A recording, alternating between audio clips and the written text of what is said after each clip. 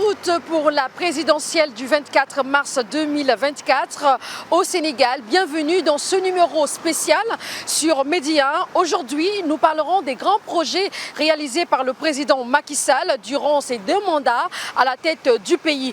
Et pour mieux comprendre la vie des Sénégalais sur le visage du Sénégal émergent, je vous propose de suivre ce focus. Dans la commune de Keur Massar, située à 24 km de Dakar, les changements sont visibles. Ici, on y voit une infrastructure routière majeure. Pour Cher, un résident de longue date, cette évolution est remarquable. Il y a beaucoup d'améliorations avec la pont qu'on a mis ici. Ça a amélioré le va-et-vient, mais c'est bon là, c'est cool. Malik vit dans cette commune depuis son enfance. Il a été témoin de la transformation de cette zone. Cependant, il exprime des préoccupations quant à l'impact sur son petit commerce. Je suis dans le commerce de vêtements, mais je constate que mes ventes ont considérablement diminué en raison de cette essence. Le plan Sénégal émergent, initié en 2014 par le président Macky Sall, représente une stratégie de développement socio-économique ambitieuse visant à propulser le Sénégal vers le statut de pays émergent d'ici 2035. L'un de ses projets phares est le train express régional Dakar, AIBD. Accueillant quotidiennement 115 000 voyageurs, simplifie la vie des Sénégalais. C'est notamment le cas pour ce chef d'entreprise. Vous savez, ici, on a un problème de transport.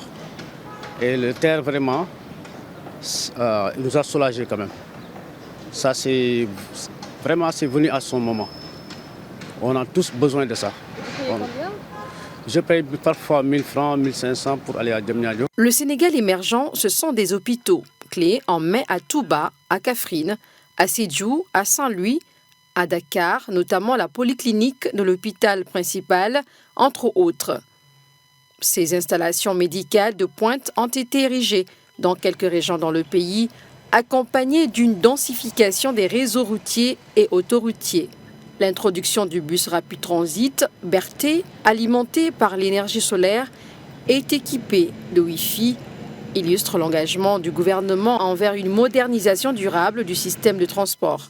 L'impact, c'est autre chose. Avoir un plan, c'est bien d'avoir un plan, mais comment aujourd'hui, dans l'élaboration, tous les problèmes se trouvent dans l'élaboration. Mais c'est un bon plan, articulé sur beaucoup d'axes. Il a mis beaucoup d'axes pour le développement. Et ces axes, c'était un peu sur l'agriculture, comment on fait pour qu'au Sénégal, on puisse avoir de l'autosuffisance alimentaire. Tout le monde sait qu'un pays ne peut pas se développer sans de l'autosuffisance alimentaire.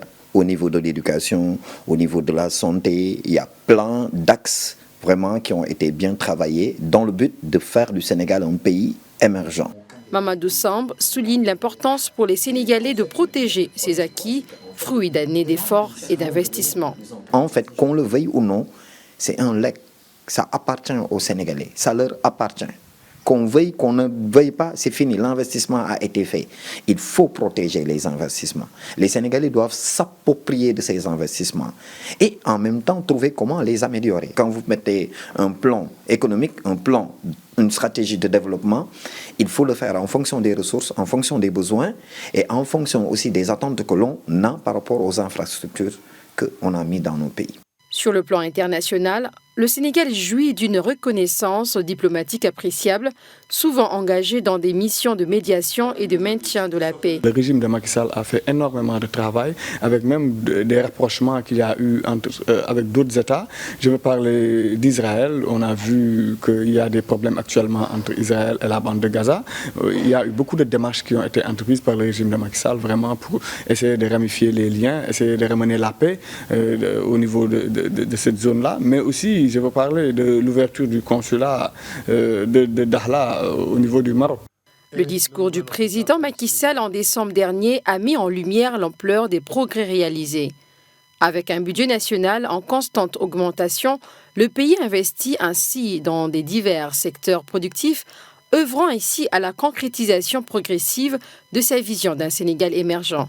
que la Grande Muraille Verte était une des priorités du régime d'Abdoulaye Wade, mais Macky Sall aussi a su continuer ce projet-là. Jusqu'à présent, mais dans des États, il y a vraiment ce qui freine cette Grande Muraille Verte-là, mais n'empêche, il y a des avancées notées lors des forums sur la paix et la sécurité ici à Diamniadio, à Dakar, où beaucoup de chefs d'État sont réunis ici pour parler comment les Africains vont mettre à place des mécanismes qui vont continuer à protéger le continent africain contre ces envahisseurs terroristes qui menacent la stabilité vraiment de notre sous-région. Le 24 mars prochain, les Sénégalais iront aux urnes pour l'élection d'un nouveau chef d'État.